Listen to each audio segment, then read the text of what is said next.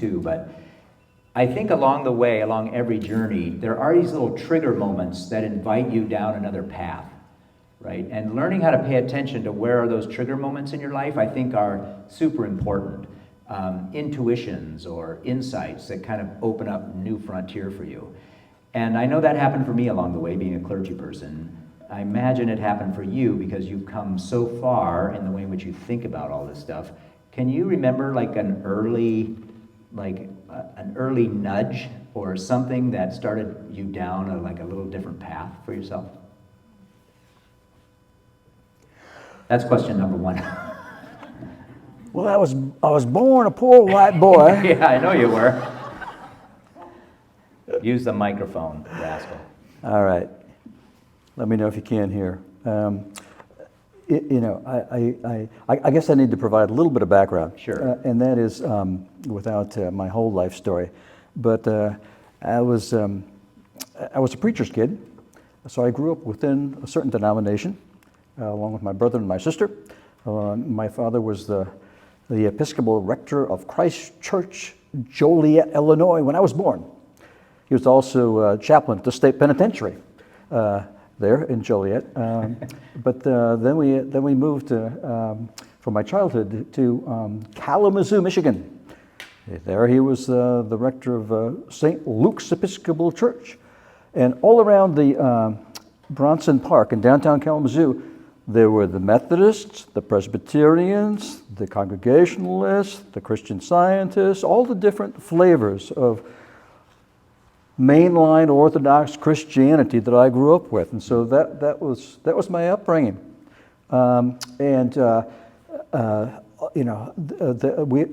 Somebody told me there was a synagogue somewhere in Kalamazoo. I never saw it. There was certainly no mosque in Kalamazoo in the middle of the last century. So that was my blue, yeah. That's what it was like at that time. I went away to then my father was elected bishop of the Diocese of Western Michigan, and so we moved to Grand Rapids. And in those days, the Episcopal Church was the church of privilege and power. That's what it was known for. In Grand Rapids, Michigan, a member of the flock was a congressman there from Grand Rapids. His name was Gerald Ford. Okay, but that was just typical. That was typical. And then I went away to boarding school, an Episcopal affiliated boarding school. And one of my roommates was the governor's son. I didn't think anything about it. George Romney's son was my roommate there. Mitt Romney was his name anyway. But he wasn't Episcopalian, but he was privileged. And he went off to, when we graduated, he went off to his Morin mission in France. That was a tough call for him, I'm sure. And we all had a draft card back then at age 18. And the American War in Southeast Asia was raging, and so best thing to do was to go to college.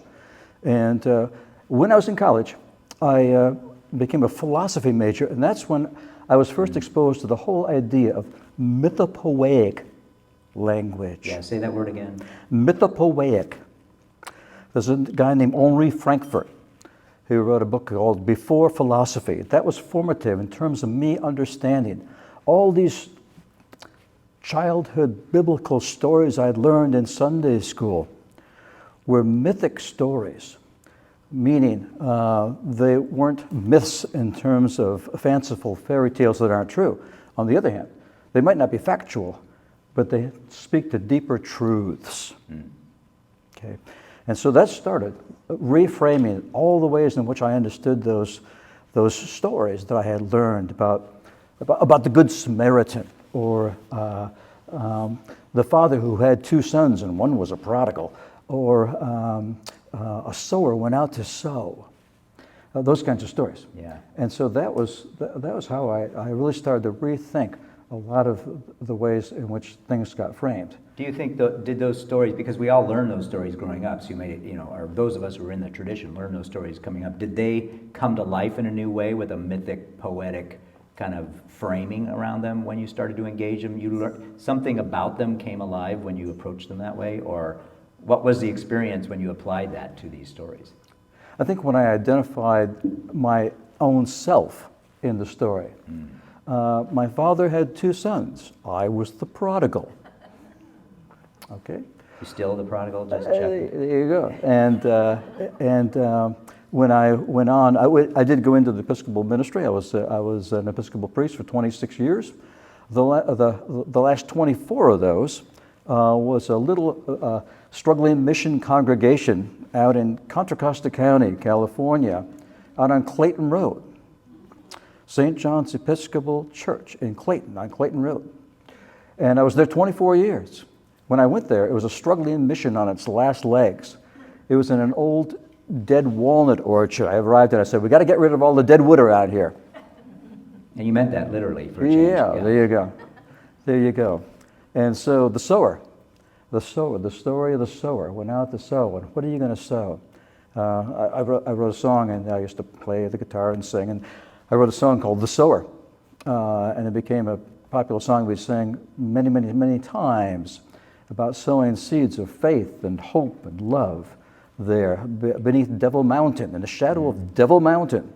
We would do this kind of a thing. So the living out of these parables, these mythic tales that weren't factual in one sense, but they were true in a deeper sense. Yeah. So, well, and I think what John's referring to in this is, and I do think that's one way to think about how you begin to frame your own spiritual journey is, right? How do you bring sort of a value add as you let maybe the stories that speak most powerfully to you, you give them some power by linking sort of that mythic, poetic energy to them, right? It's not just a story. It's a story that might have meaning in there for you.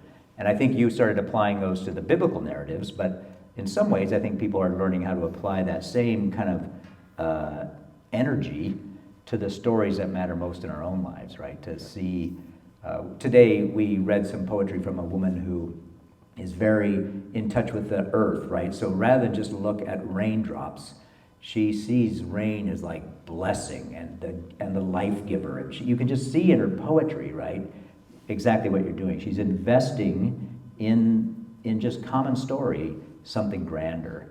And it sounds like that's the window you begin to peer through as you started kind of thinking more creatively about the spiritual path, in my mind. Am I putting words in your mouth, or is that close? No, that's it. Okay. Yep. Living out. Yeah. Living out the story yourself. Yeah, and I guess what I would say is that's, if what we're looking for is tools to help you find your way into whatever, religious path you're trying to journey, that is a great tool, right? You don't have to rigidly acquiesce to a previous iteration or understanding of a story. You can enter a story with all that level of creativity and see where it takes you. Sounds like that's what you did with that whole church. Of course, you kept singing the same song, but as you entered into kind of congregational life, what were some of the changes you think you initiated in congregational life that were sort of reflective of a different perspective on the spiritual path? Yeah. What was some of the pragmatics of that? Yeah. Well, if you're the shepherd of the flock, where it's a hierarchical ecclesiastical structure, and certainly the Episcopal Church that I grew up in certainly was that. The word episkopos is a Greek word. It means bishop. So this is a church governed by bishops, and there's a hierarchy to that. And so when I first went to this parish for 24 years, I was the vicar. The vicar of Clayton Valley is the way I put it. Very quaint sounding, very Anglican sounding, very Anglican sounding. But the title vicar is you're not in charge. You are acting vicariously for the bishop, hence the term, okay? And then only after you become strong enough, financially stable enough that you don't need help from the diocese to exist, then you become a parish, and then I get to get rid of the title vicar, and you become a rector, from the Latin word rex, meaning king, okay? Oh, it's good to be king, John. I hope you retain that, title. But those are back in the days. I mean, this tells you how things have changed. I mean, way back when, the Episcopal Church was torn apart by the notion of women ordination, women becoming priests, and the beloved prayer book with all that Elizabethan language from the 17th century, the these, thys, thous, and putting it in more contemporary English language. That split our church. I mean, and nowadays you would think how absurd that those were so important to you. Yeah. But when I got to this parish, and who could receive communion, the bread of life, and who couldn't? Well, were you baptized? Have you been confirmed? Otherwise, you can't receive.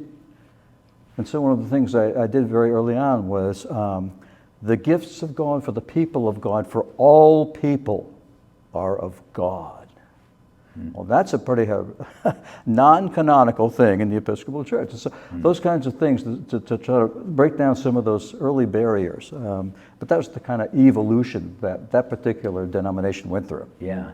It's interesting because that's not territory I know anything about. I don't know about all of you, but that's like not the landscape in which I've operated for my career. But it's fascinating that in order to kind of move along with people's spiritual journey, you do have to figure out how to open it up for accessibility more and more. And if there's all these barriers, whether they be hierarchies or a vetting process as to whether or not you can engage the holy through bread and wine, you're either navigating or managing the barriers, or you're learning how to lower them.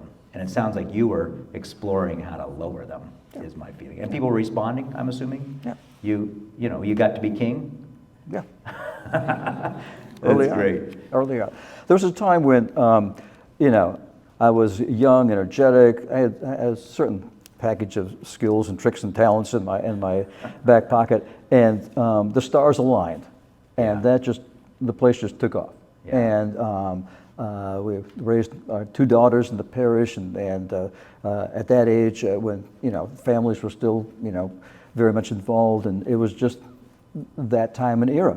Yeah. So it started out as a struggling mission. It took off, and there's like almost everything, and this is what I've come to see in my later years, is that there is a life cycle to absolutely everything. For everything, there is a season.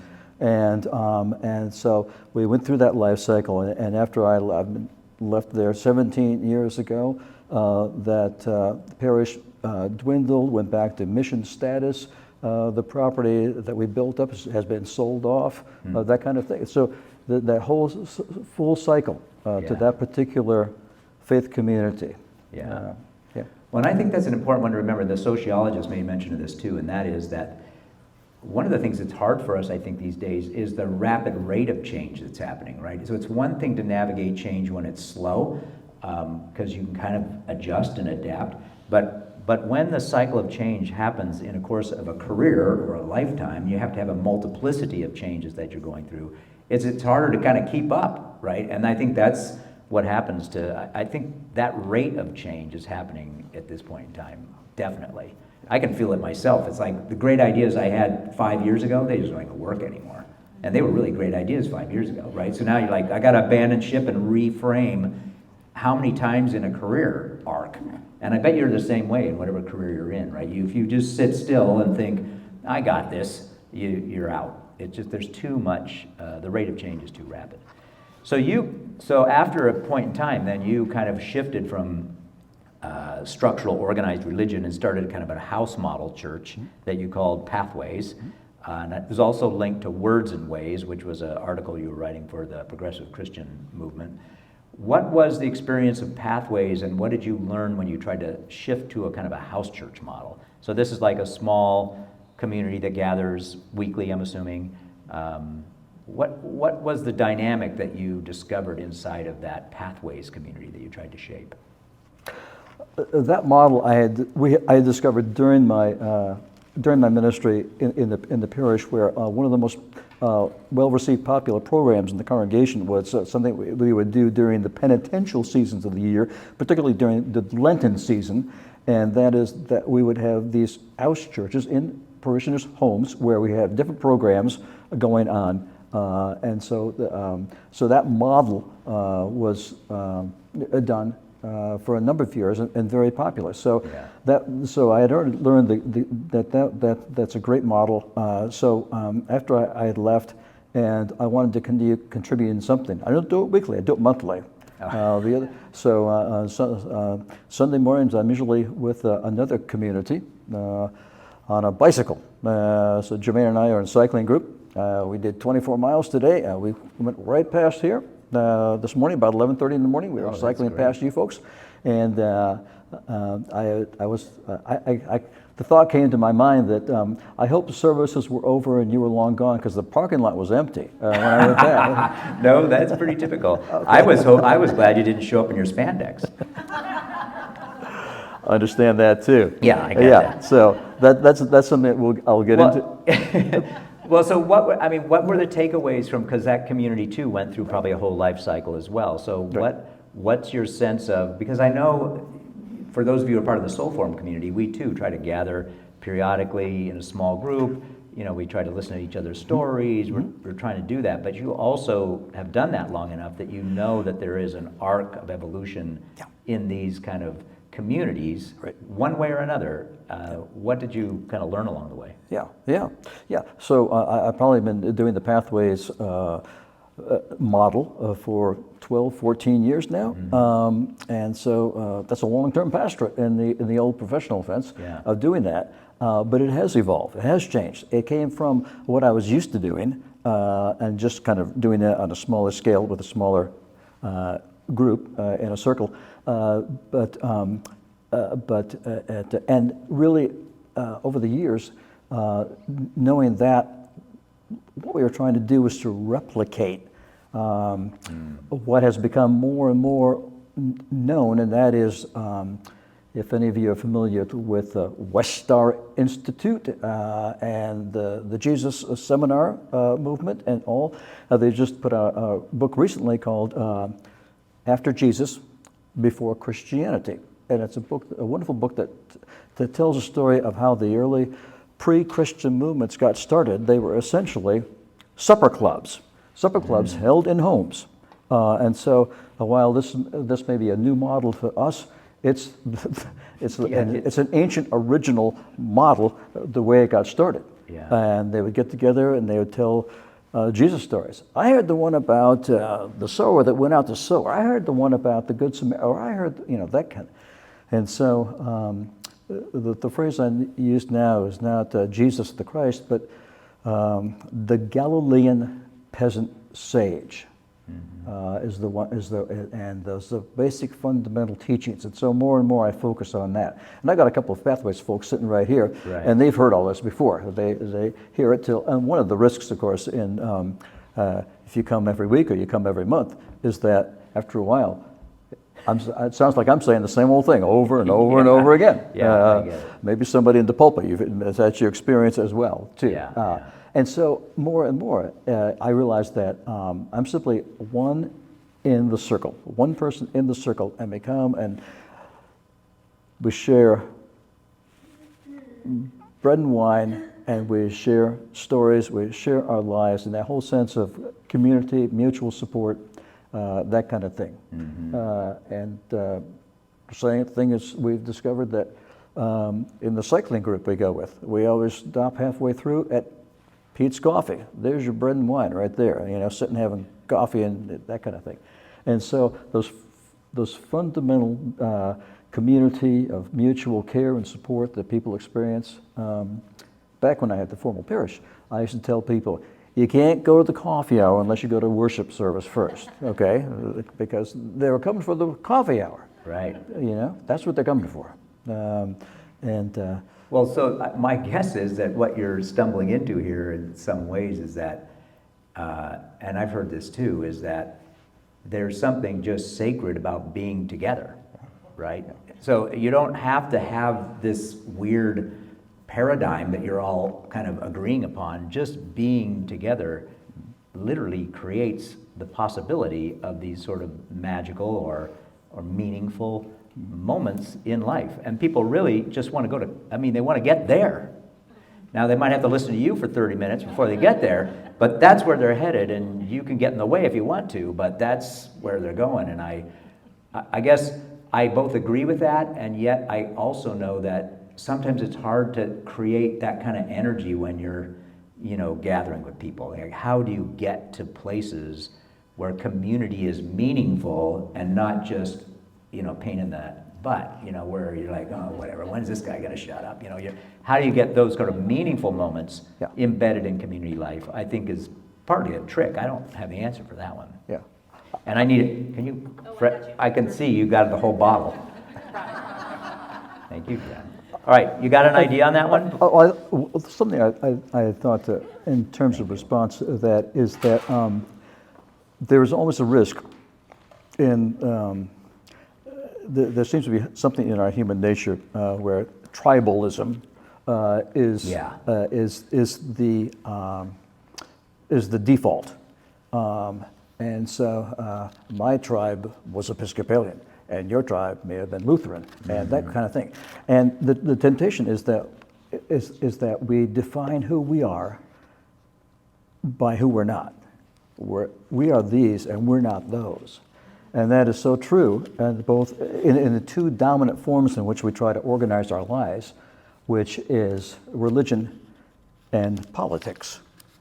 Religio, giving order, a sense of how do I make sense out of my life, and polis, the city, the political realm. And so those are the two dominant expressions of the way we try to figure out who we are and what we're doing in this world. And the temptation is to say, we are these and we're not those.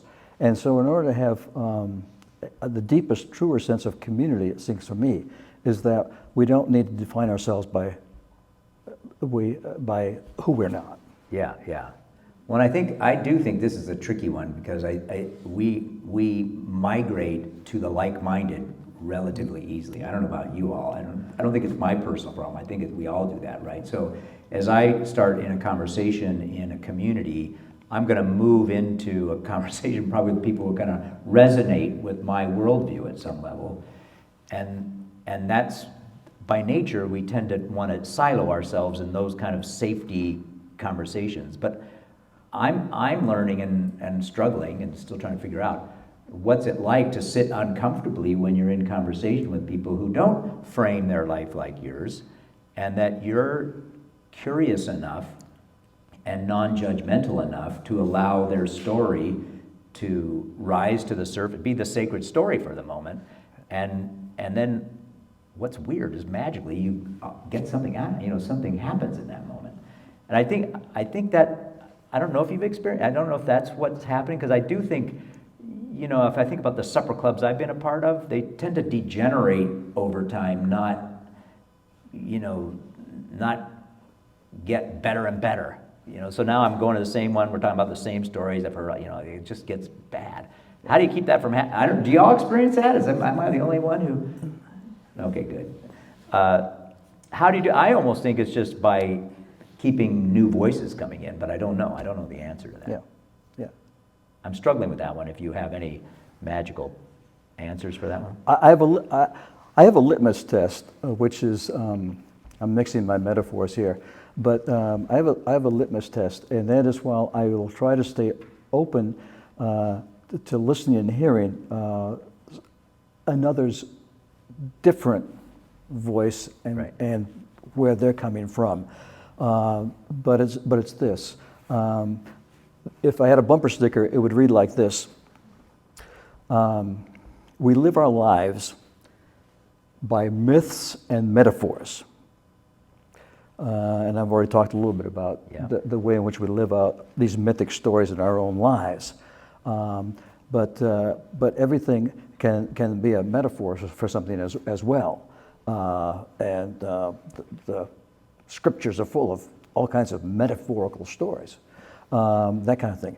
So we live our lives by myths and metaphors. The challenge is to figure out which ones are life-affirming and life-giving, and which ones are deadly. And that's my litmus test for it. Yeah. Now, I'm going to make a political statement here, and that would be the notion of American exceptionalism is a mythic ideal. It doesn't exist, but it's a mythic ideal. The American dream, okay, there's something metaphorical about that. It doesn't exist, but we have a vision of what that might look like. But then when you get into the political realm, time and again, I look at that and I say, this will kill the dream. That will kill the dream. And this gives us a chance to keep that hope, vision, dream alive. Yeah. So that's the litmus test for me, and that's how I choose my political candidates. Yeah, no, I get it. But I think that's awesome. I think it's good to have some sort of a way to not filter, but to engage in stuff. So it's not like you're just acquiescing to every point of view, but you're vetting it through this lens. What I'm hearing you say. It's interesting. I want to shift gears a little bit, and I also want to monitor the time. What time do we usually get out of here? Oh yeah, we're doing good. Because I do want some Q&A into this thing, so a couple more questions. One, you've done a lot of writing. I've read a lot of your writing. You guys can see some of his writing. It's on display here, called Words and Ways. You publish that, what, once a quarter or something like that? Once a month, or what's I will write a draft commentary for each one of our monthly Pathways meetings, and I will typically, half the time, I will get around to posting them on my website, wordsandways.com. The one I shared with my Pathways group last Sunday, I've got a copy of that over there if anyone wants to kind of see the kinds of stuff I write. Right. But I do pass it along to progressivechristianity.org. Yep. Dan used to be on the board, and they'll publish that stuff too. So Yeah. you can find a lot of my commentaries on there. What in your mind, what do you think you're trying to accomplish with that so you got community work that you're doing by gathering people together once a month. You've got community building you're doing on a bicycle seat with your bicycling club.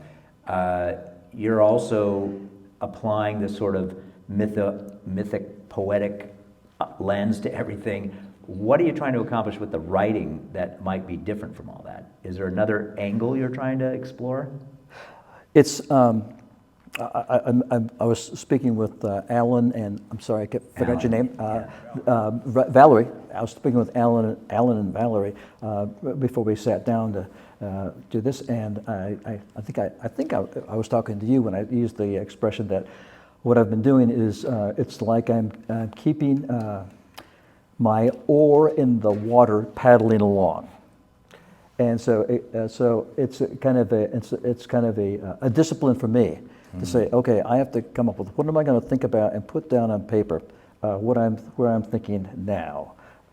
And so Pathways has been the framework in which I've motivated myself, compelled myself to keep paddling along. And if you were to go on my Words and Ways website, and you go back to some of the commentaries I wrote, say, 10, 12 years ago, and then read something I wrote within the last year, you'd say, this guy isn't saying the same thing as he said 10, 12 years ago. And I realized that because, and I was using the metaphor, you're paddling along, sometimes it's turbulent waters, they're rapid, sometimes it's smooth sailing, sometimes you hit a rock, but you keep paddling along. And so the writing has been the way in which I've kept moving forward. Yeah, it sounds like your spiritual practice in some ways. That Absolutely. kind of keeps your spiritual practice relevant. Absolutely. And I've noticed that with you. There's a lot of people in here who journal. That's another way of doing it, right? Or write poetry, or read poetry, or how do you keep a paddle in the water so you're not adrift, but you're actually constantly in motion in this sort of journey you're on? I think that's a great way of. That's a wonderful little tip, I think, along the way. All right, last thing, so one of the things John did, which I found fascinating over coffee, I don't know how many years ago you disclosed this, but John started volunteering, I think initially, to coordinate the Shadow Mountain Film Society, which meets in Walnut Creek. They show very edgy, I think, creative films for the community, and they met at the library. And so you're you were doing that, and we would meet for coffee, and at one point John said, this is just becoming exactly like church, this community. Something's happening when these people gathering around, seeking meaning through the arts that you stumbled into. And so this is not, what I love about this, right, is you think about how this works, right? People, they want to come together and be in community. They're looking for meaning in their lives. The story keeps changing because they're watching different movies all the time. But something's happening in this group that's creating a kind of a hip vibe that you're attracted to as a clergy person. What's going on there? And what have you learned along the way as you kind of engage the secular world in a spiritual journey that maybe you didn't anticipate was going to end up in that particular spot? That was a really good question, Dan. I'm very impressed with myself. This is all recorded so I can go home and watch it again because I really framed that beautifully. Frankly. So hopefully your answer can live up to the question because it's one of my best. Let me tell you briefly about this, because I think it kind of epitomizes a lot of what I'm saying about the life cycle and the way an organization evolves and the way people get together and all that kind of stuff. It's not Shadow Mountain, it's Mountain Shadow. Mountain Shadow Film Society. So we're in our 10th season. I launched this back in 2014, and that's when the quick story is the one at that time, the one movie theater in our locale, the Dome Theater over in Pleasant Hill, was torn down for Dick's Sporting Goods, and they had one screen that showed independent foreign films, and that was otherwise you had to go through the Caldecott Tunnel to Berkeley or San Francisco to see some of these films that I think were wonderful stories, and so I launched this nonprofit film society. And it's continued for 10 years now. We show one film a month. I get a lot of pre-theatrical releases, those kinds of things, but the films that you won't see in any of the local theaters here. And it's some of my former parishioners have been members of the thing. And I'll always write a little film review for the playbill. And first or second year, some of my former parishioners came up to me after one of the shows and say, "This is like one of your damn sermons that you're writing here." Yeah, I can bet. Habits are hard to break. Yeah. But the reason I did that is because 2,000 years ago, the form of storytelling was the oral tradition. Nowadays, cinema is the modern medium for great storytelling. Yeah. And so to keep these stories out there, that's why I saw the real benefit or the real rewards in providing the opportunity for people to see these kinds of stories being told in this new medium that's being used for that. Now, along the way, like any other group, people would get to know each other. It's a membership society, so they general admission come to you. But a lot of them have joined this in order to keep this nonprofit financially viable, which is what a lot of every nonprofit faces that. Right, you have to make enough money in order to keep the thing going, that kind of thing. So I remember what that was like. And so we have people join at the beginning of the year and we get the money up front rather than passing the plate because we can't rely on passing the plate in order to keep the thing viable financially. But we did that. But we did it enough years so that people would come and they'd come early in order to, I remember you from last month. And people started sharing their own life stories before or after the show and that kind of thing. And then COVID hit. Yeah, about wiped you out, didn't it? And we lost 40% of the membership. Yeah. Of course. And that's, any. So did we. There you go. So we were just affected like that as well. We had to go online with our films, show them online instead of virtually, instead of in person. And we're slowly building back now that COVID has recessed. And I said to our small little governing board, I said, if COVID had hit in our first or second year, we would have folded because We had not built up the best thing that people find. I mean, everyone's learned, oh, I can just wait a month and video on demand. I can watch this film in another month at home. I don't have to come out. I can sit by myself in front of my TV at home and watch this film. So why would I come out? Because over the course of the years, people had gotten to know some other people there. And there was a sense of community. So I used to say that, doors open 30 minutes before the show, before the film comes up on screen. It's like a cocktail hour without cocktails, is the way I describe it. Okay, where people are just chattering. It's the coffee hour before worship rather than after worship. That's what it is. Okay, so it has reflected so much of what I remember from the days of formal ministry. Yeah. Well, what's interesting is that it blends together the two themes that you've talked about tonight, that we all long to be in these sort of communities that matter, and then the kind of the introduction of a story that I'm assuming it ignites imagination, raises questions, challenges worldviews, that seems like it's not quite the magical formula, but it definitely plays into the way in which we can expand our levels of consciousness, our awareness of what the world is like, and it all happened in this film society, which is pretty spectacular. Last question for you is, as you think about, you've been doing, how many years? So I'm about ready to retire. I'm retiring in 6 months. There's a note to self for everybody. May 19th, if you wanted to write that down somewhere. I'm retiring in 6 months. By doing this, I've been doing this for 30 years, and then I worked for IBM for 15 years prior to that. So it's my second retirement. But I don't feel, if I think back on, and I don't know what you all think about your career, I don't ever feel like I mastered it. I don't think I figured this out. And I'm like, geez, how can you do something for 30 years and not feel like you can figure it out? And I think partly it's super dynamic, right? There's something that's changing in human consciousness. I think it's changing like all around us, and you're trying to align the journey into meaning in a changing atmosphere. And so I feel like I'm always trying to play catch up with that. If I had to project out what might work in the future, I don't know that I could even put a pin in anything. You've done it for how many years? So humble me here. Done what? This ministry work thing? Oh, the ministry. I thought you asked me how old I was. You can tell that if you want. No, but you've done it longer than me.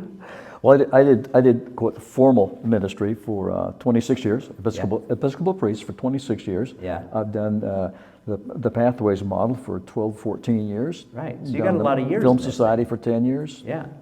So if you had to project, where's all this going? If you give them a clue, so they could go, yeah, that's where I want to start focusing. Do you have anything that sort of had enough gravity that you think is going to keep this thing going on in the future from your perspective?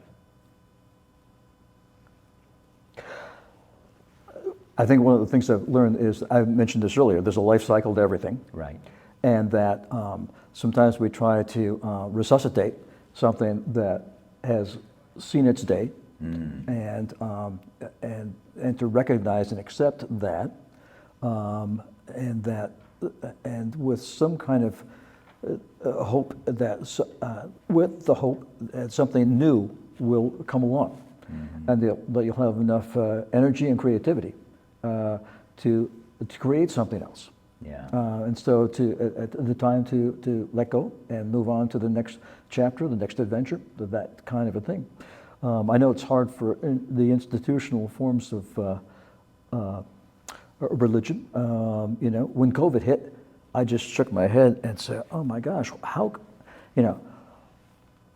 It would be so difficult for the kind of model that I once knew, where we would gather, and if I was not able to place bread into the palm of someone's hand and drink from a common cup, and embrace what in our liturgy we used to call the exchange of the peace, to hug somebody else.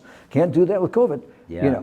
How those building blocks of what used to be done, couldn't do that because of COVID. fortunately we've gotten over that, and maybe, they can return to that. But I mean, when that happened, then what else can we do instead? Mm-hmm. Mm-hmm. With the basic things that people seek and long to have, but that the old forms are no longer viable or doable or available. Yeah, no, I hear you.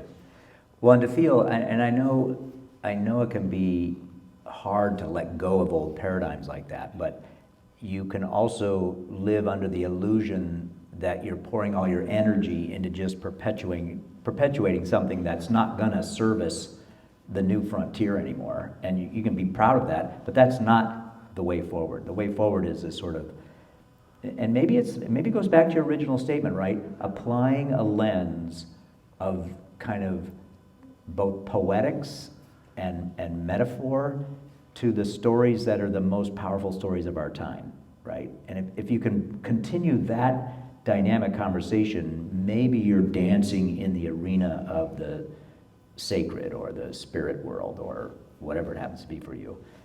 Maybe that's part of it. I will say, because I do get to hear a lot of stories because of the work that I do, and I get lost in the stories I've heard from the people that I get to hang with. I not only get lost in their story, but I get introduced to landscape that transforms me because their stories are so powerful. And I think that's got some legs to it. If I were to say where's it going, it's going into almost like, think about it this way, almost like theology as autobiography. Like your story is the most unique and important story right now on the planet because it's your story and there's no other story like it. And so inside that thing is something amazing. So let me hear your story, right? There's something about that I think has some legs. That's as far as I've gotten, and I'm ready to quit, so. Yeah, funny. All right. Okay. You got anything else you want to add before what I'm going to do is have you reload up and then do a little Q&A with John here for the last 15 minutes or so. Do you have anything else that I missed out on that you thought you wanted to share? No, I was open to people's comments and questions. Okay. If I think of something else I want. Well, one of the things this was a quickie, and maybe you could just touch on this, is one of the things that you shared with me over coffee is that you've noticed how for those of us who do this for a living, so I too have done this for a long time, is that we have this idea of what we're supposed to be doing for folks. You found that the idea of people kind of coming to you with sort of like longing for a pastoral heart, somebody to really care for them deeply, you found that too is a real palpable experience that's even like rising above COVID, right? People still have that need for a listening ear that really hears them and cares for them. Do you have that sense that that's still like in play at some level? More so than ever. I've learned at this point where when you're in charge of a spiritual community, if you're running a church, okay, you wear so many different hats. You're the director of a nonprofit organization. You're a preacher. You're a teacher. You're I think in the Lutheran tradition you have the title of pastor. All right, you're Pastor Dan. Yeah. Right? Okay. I was Father John instead, but the pastoral role. When I was young and I was just racing around, I was building, I was constructing, that kind of thing.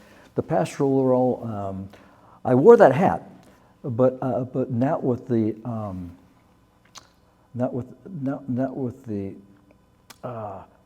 depth of understanding that I've gained in latter years. Yeah. And so I find myself more and more realizing that I am still a pastor in that sense. I'll tell you a quick story. I had a call on my cell phone about maybe 3-4 months ago, and I pick it up, and there's a guy, and he's FaceTiming me on the cell phone. And I don't know who in the heck this guy is, but he's lying in a hospital bed. He's got a beard and all, and he can hardly talk. And he's saying, Father John, yeah, it's me, so-and-so. I want you to officiate at my funeral. Okay, who are you? You're so-and-so. Oh, okay. Well, he survived the one episode in the hospital.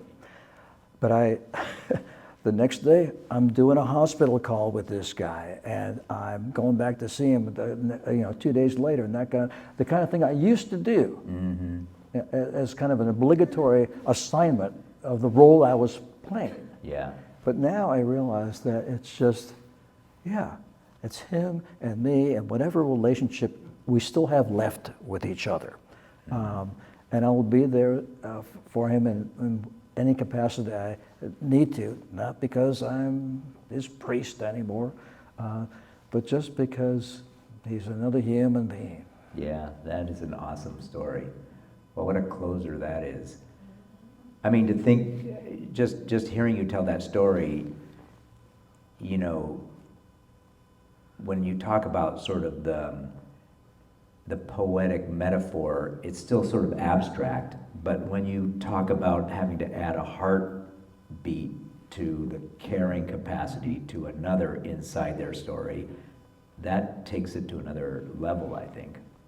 Like, don't just think the story's cool, but the person who holds that story, Matt, is somebody, right? And then to have the connection that binds you to them in this meaningful moment. Wow, that's some awesome frontier, I'll tell you right now. That's some awesome frontier. All right, thanks, John, for reflecting. How about a little round of applause for John being willing to listen to my great questions and respond. Why don't you get up and stretch a little bit, get another glass of wine, there's food back there, fill your plate, and then come back, and then we'll hear from you a little bit, and maybe get some questions for either me or John up here. So come on back after you get something to eat. What happened? The pillow was too uncomfortable for you?